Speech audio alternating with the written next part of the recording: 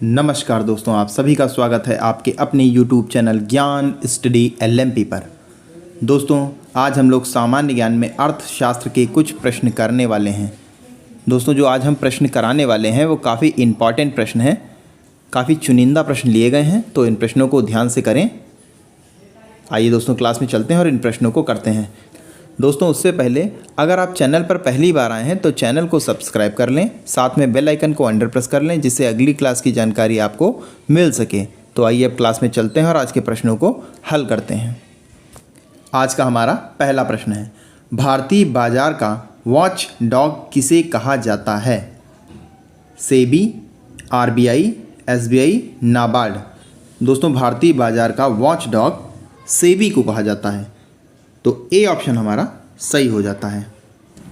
दोस्तों, अगर सेबी की बात करें तो इसकी फुल फॉर्म होती है security and exchange board of India, यानी कि भारतीय प्रतिभूति और विनिमय बोर्ड। इसकी दोस्तों स्थापना की अगर हम बात करें तो ये 12 अप्रैल 1988 को हुई थी। इसका मुख्यालय मुंबई में है और प्रमुख कार्य इसका होता है शेयर बाज़ार में निवेशकों के हितों की रक्षा के साथ साथ शेयर बाज़ार के महत्वपूर्ण कार्यों एवं नियमों का संपादन करना। तो ए ऑप्शन हमारा सही हो जाता है। अगला प्रश्न है दोस्तों, ये गलत टाइप हो गया है, यमकोत्तर होगा इसमें। खादान किस खनिज के लिए प्रसिद्ध है? माइका, जिंक, चूना पत्थर, रॉक फास्फेट। तो दोस्तों, इस प्रश्न का सही उत्तर हो जाएगा ऑप्शन डी, रॉक फास्फेट। तो डी ऑप्शन हमारा सही हो जाता है। आइए दोस्तों, अगले प्रश्न पर चलते हैं। दोस्तों, अगला प्रश्न है, विश्व में GST सर्वप्रथम किस देश में लागू हुआ? चीन, भारत, फ्रांस, अमेरिका। तो दोस्तों, विश्व में GST सबसे पहले लागू हुआ फ्रांस में। फ्रांस में दोस्तों GST पहले लागू हुआ। दोस्तों, पहले भारत की बात करते हैं तो 101वां संविधान संशोधन करके GST को लगाया गया था। GST की अगर फुल फॉर्म की हम बात करें तो गुड्स एंड सर्विस टैक्स, यानी वस्तु एवं सेवा कर होता है। यह भारत में लागू हुआ था 1 जुलाई 2017 से और 1 जुलाई 2017 को प्रतिवर्ष GST दिवस भारत में मनाया जाता है। पूरे विश्व में सबसे पहले GST फ्रांस में लागू हुआ। दोस्तों, विश्व की अगर बात करें तो फ्रांस में सबसे पहले लागू हुआ। दोस्तों, अगला प्रश्न है, नीति आयोग के उपाध्यक्ष की नियुक्ति कौन करता है? राष्ट्रपति, लोकसभा अध्यक्ष, प्रधानमंत्री, इनमें से कोई नहीं। तो दोस्तों, नीति आयोग के उपाध्यक्ष की नियुक्ति प्रधानमंत्री करता है, तो सी ऑप्शन हमारा सही हो जाता है। दोस्तों, अगर इसके अध्यक्ष की बात करें तो नीति आयोग के अध्यक्ष प्रधानमंत्री होते हैं और ये भारत में लागू हुआ था 1 जनवरी 2015 को, तो सी ऑप्शन हमारा सही हो जाता है। आइए दोस्तों, अगले प्रश्न पर चलते हैं। अगला प्रश्न है, निम्न में से कौन तत्काल सकल निपटान की व्यवस्था करता है? World bank, ADB, RBI, SBI। तो दोस्तों, तत्काल सकल निपटान की व्यवस्था RBI करता है, तो सी ऑप्शन हमारा सही हो जाता है। अगला प्रश्न है, नाबार्ड में भारत सरकार का कितना हिस्सा है? 55%, 51%, 99%, 75%। तो नाबार्ड में भारत का 99% हिस्सा है। नाबार्ड की स्थापना 1982 में हुई थी। इसकी आरंभिक पेड अप कैपिटल इसकी 100 करोड़ रुपए थी, जिसमें RBI एवं भारत सरकार की हिस्सेदारी 50-50 की थी। RBI ने इसमें अपने शेयर बेच दिए। अब इसमें भारत सरकार का 99% हिस्सा है। नाबार्ड कृषि के क्षेत्र में सर्वोत्तम संस्था है। अगर नाबार्ड की फुल फॉर्म की बात करें तो national bank of agriculture and rural development होता है और हिंदी में इसको राष्ट्रीय कृषि एवं ग्रामीण विकास बैंक कहते हैं। इसकी स्थापना 1882 को हुई थी और इसके हेडक्वार्टर मुंबई में है।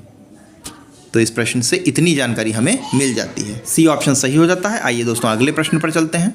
भारत में बीमा क्षेत्र किसके द्वारा नियंत्रित किया जाता है? RBI, CII, IRDA, SEBI. तो दोस्तों, भारत में बीमा क्षेत्र IRDA से नियंत्रित होता है, तो सी ऑप्शन हमारा सही हो जाता है। IRDA की फुल फॉर्म की अगर हम बात करें तो national regulatory and development authority, यानी भारतीय बीमा विनियामक और विकास प्राधिकरण, इसकी दोस्तों स्थापना 1999 में हुई थी और इसका मुख्यालय हैदराबाद में है। तो सी ऑप्शन हमारा सही हो जाता है। अगला प्रश्न है, गांधीवादी अर्थव्यवस्था किस सिद्धांत पर आधारित है? प्रतिस्पर्धा, राज्य का नियंत्रण, ट्रस्टीशिप, ग्रामीण सहकारिता। तो दोस्तों गांधीवादी अर्थव्यवस्था ट्रस्टीशिप पर आधारित है। तो सी ऑप्शन हमारा सही हो जाता है। आइए दोस्तों अगले प्रश्न पर चलते हैं। अगला प्रश्न है, भारत में खाद्य सुरक्षा और मानक अधिनियम कब पारित हुआ? 2005, 2006, 2008, 2011। तो दोस्तों भारत में खाद्य सुरक्षा और मानक अधिनियम 2006 में पारित हुआ था और दोस्तों अगर लागू की बात की जाए तो ये लागू 2011 में हुआ था। तो इस प्रश्न का बी ऑप्शन सही हो जाता है। अगर पारित की बात की जाए तो 2006, लागू होने की बात की जाए तो 2011। अगला प्रश्न है, poverty and un British rule in India के लेखक कौन हैं? दादा भाई नौरोजी, फिरोज शाह मेहता, A.O. ह्यूम, स्वामी दयानंद सरस्वती। तो दोस्तों poverty and un British rule in India के लेखक दादा भाई नौरोजी हैं। तो ए ऑप्शन हमारा सही हो जाता है। आइए दोस्तों अगले प्रश्न पर चलते हैं। अगला प्रश्न है, भारतीय अर्थव्यवस्था के उदारीकरण का अग्रदूत किसे माना जाता है? डॉक्टर विमल जलान, डॉक्टर मनमोहन सिंह, PV नरसिम्हा राव, प्रौढ़ साक्षरता। तो दोस्तों भारतीय अर्थव्यवस्था के उदारीकरण के अग्रदूत डॉक्टर मनमोहन सिंह माने जाते हैं, जो कि हमारे पूर्व प्रधानमंत्री भी हैं और ये RBI के गवर्नर भी रह चुके हैं। तो बी ऑप्शन सही हो जाता है। अगला प्रश्न है, भारत में राष्ट्रीय आय का आकलन सबसे पहले किसने किया था? आपके ऑप्शन है चक्रवर्ती राजगोपालाचारी, दादा भाई नौरोजी, VK RB राव, सरदार पटेल। तो दोस्तों भारत में राष्ट्रीय आय का आकलन सबसे पहले दादा भाई नौरोजी ने किया था। तो बी ऑप्शन हमारा सही हो जाता है। आइए दोस्तों अगले प्रश्न पर चलते हैं। अगला प्रश्न है, भारत में पंचवर्षीय योजना का नमूना किसके द्वारा बनाया जाता है? नाबार्ड, योजना आयोग, वित्त आयोग, राष्ट्रीय विकास परिषद। तो दोस्तों भारत में पंचवर्षीय योजना का नमूना राष्ट्रीय विकास परिषद के द्वारा बनाया जाता है। तो डी ऑप्शन हमारा सही हो जाता है। अगला प्रश्न है, भारत में आर्थिक सर्वेक्षण सरकारी स्तर पर प्रतिवर्ष कौन प्रकाशित करता है? नीति आयोग, RBI, वित्त मंत्रालय, SBI। तो दोस्तों भारत में आर्थिक सर्वेक्षण सरकारी स्तर पर प्रतिवर्ष वित्त आयोग यानी वित्त मंत्रालय करता है। तो सी ऑप्शन हमारा सही हो जाता है। आइए दोस्तों अगले प्रश्न पर चलते हैं। दोस्तों अगला प्रश्न है, किसने कहा था अर्थशास्त्र धन का विज्ञान है? Adam Smith, King, Robin, Marshall. तो दोस्तों ये कहा था एडम स्मिथ ने, यानी ए ऑप्शन हमारा सही हो जाता है। अगला प्रश्न है, आधुनिक अर्थशास्त्र का जनक किसे माना जाता है? मार्शल, एडम स्मिथ, किंग, इनमें से कोई नहीं। दोस्तों आधुनिक अर्थशास्त्र का जनक एडम स्मिथ को माना जाता है। तो बी ऑप्शन सही हो जाएगा। आइए दोस्तों अगले प्रश्न पर चलते हैं। अगला प्रश्न है, भारत की वित्तीय राजधानी किस शहर को कहा जाता है? मुंबई, दिल्ली, पटना, बेंगलुरु। तो दोस्तों इस प्रश्न का सही उत्तर हो जाएगा ऑप्शन ए, मुंबई। दोस्तों वित्तीय राजधानी की अगर बात की जाए तो मुंबई को कहा जाता है और आप सभी जानते होंगे भारत की राजधानी दिल्ली है, लेकिन वित्तीय की बात जहाँ पर आती है वहाँ पर मुंबई। अगला प्रश्न है, अर्थशास्त्र किसकी रचना है? चंद्रगुप्त मौर्य, सिकंदर, चाणक्य, अरस्तु। तो दोस्तों अर्थशास्त्र चाणक्य की रचना है। तो सी ऑप्शन हमारा सही हो जाता है। आइए दोस्तों अगले प्रश्न पर चलते हैं। दोस्तों अगला प्रश्न है, उपभोक्ता अधिकार दिवस कब मनाया जाता है? आपके ऑप्शन है ए 17 मार्च, बी 15 मार्च, सी है 19 अप्रैल और डी है 22 अप्रैल। तो दोस्तों इस प्रश्न का सही उत्तर है ऑप्शन बी 15 मार्च। उपभोक्ता अधिकार दिवस 15 मार्च को मनाया जाता है। अगला प्रश्न है और आज का हमारा अंतिम प्रश्न है, भारतीय रिजर्व बैंक का लेखा वर्ष होता है अक्टूबर से सितंबर तक, अप्रैल से मार्च तक, जुलाई से जून तक और डी ऑप्शन में इनमें से कोई नहीं।